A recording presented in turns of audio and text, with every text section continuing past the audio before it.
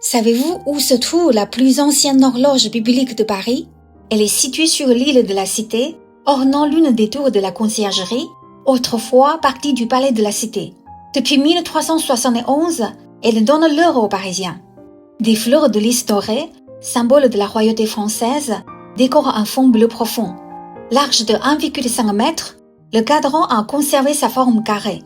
La grande aiguille se termine en lance, la petite en fleur de lys, et leurs autres extrémités dessinent un croissant de lune. Commandée par le roi Charles V à l'horloger Henri de Vic, cette horloge symbolisait l'instrument royal de mesure du temps et marquait l'émancipation de la monarchie sur le pouvoir de l'Église, alors que Paris dépendait jusque-là des cloches des églises. Le cadran est entouré de deux figures allégoriques représentant la loi à gauche et la justice à droite.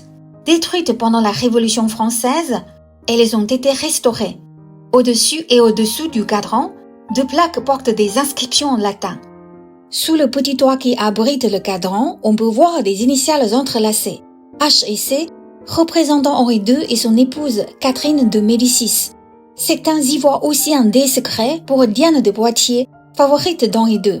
Les lettres H et M renvoient à Henri IV et Marguerite de Valois.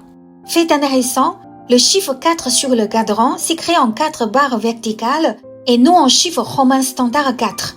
Cette pratique, courante avant le XVe siècle, assurait la symétrie esthétique et évitait toute confusion avec le chiffre 6 à la lecture du cadran.